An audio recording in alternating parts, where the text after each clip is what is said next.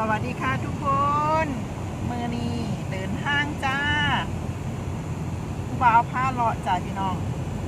ผู้บ่าวพาเลาะเด้อมือนี้นี่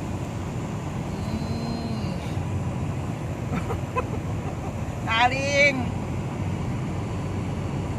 แฟนมาล้างซามบีเทสขับช้าๆหน่อยสิคะไปซื้อกับข้าวจ้าพี่น้องนวดลูกค้าแล้วกะพากันไปซื้อกับข้าวจ้าว้าวผ้าเลาะจากมือนี้